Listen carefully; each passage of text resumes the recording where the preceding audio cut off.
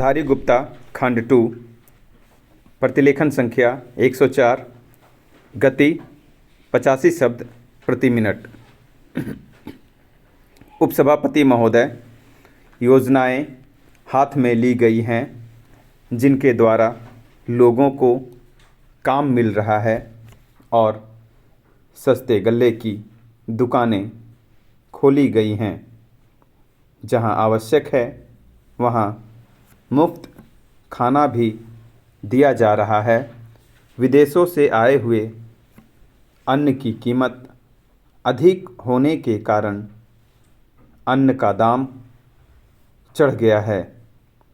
सरकार की ओर से घाटा सहते हुए सस्ता अन्न बेचकर जो सहायता की जाती थी उसे कम कर देने से भी कीमतों में बढ़ोतरी हुई है और जहां नाप तौल कर अन्न बांटा जाता था वहां लोगों का कष्ट कुछ बढ़ा है और कुछ असंतोष पैदा हुआ है।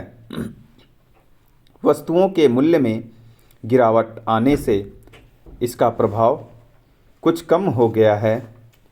अन्न संबंधी सहायता कम कर दिए जाने के कारण कई राज्यों की सरकारों ने अन्न आयात करने की अपनी आवश्यकता का वास्तविकता की दृष्टि से अपेक्षाकृत अधिक ठीक अनुमान लगाया है और इससे जो अन्न की मांग राज्यों में आया करती थी वह कुछ कम हो गई है और फलतः उनका आयात कम हो जाएगा।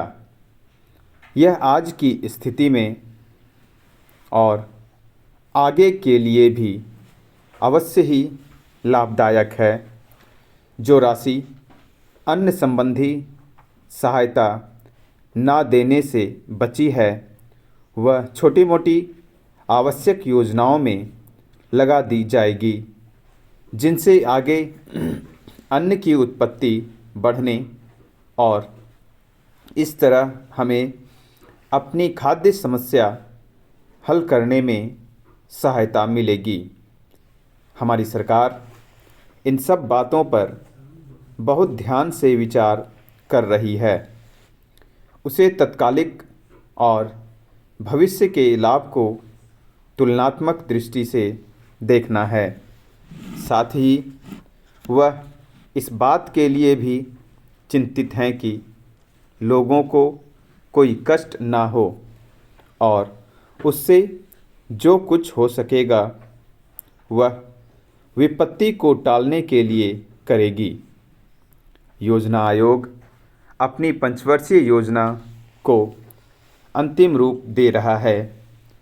इस योजना में एक महत्वपूर्ण बात और जोड़ी गई है, वह है देश भर में 55 सर्वोन्नति योजनाओं का प्रस्ताव। संयुक्त राज्य अमेरिका के प्राविधिक सहयोग योजना द्वारा दी गई सहायता से ही यह संभव हो सका है। इस सर्वोन्नति योजना का प्रयोजन न केवल खाद्य पदार्थों का उत्पादन बढ़ाना ही है बल्कि उससे भी कहीं अधिक यह है कि सब लोगों के रहन सहन का स्तर ऊंचा किया जाए। आशा की जाती है कि यह योजना उन्नति करेगी और भारत का एक बड़ा भूभाग इसके अंतर्गत आ जाएगा, परंतु यह तभी हो सकता है जब इसे जनता का पूरा सहयोग मिले। मेरा हार्दिक विश्वास है कि इस बात में भी जैसे कि योजना आयोग के और दूसरे प्रस्तावों को पूरा करने में मिला है, जनता का पूरा सहयोग मिलेगा। कृषि द्वारा उत्पादन के मिले जुले कार्यक्रम में संतोषप्रद प्रगति हुई है। 1947-48 की तुलना में जब पटसन का उत्पादन 16 लाख गांठ था, 1951-52 में उत्पादन बढ़कर 46 लाख गांठ हो गया है। इन्हीं दिनों रुई का उत्पादन भी 24 लाख गांठ से बढ़कर 33 लाख गांठ हो गया है।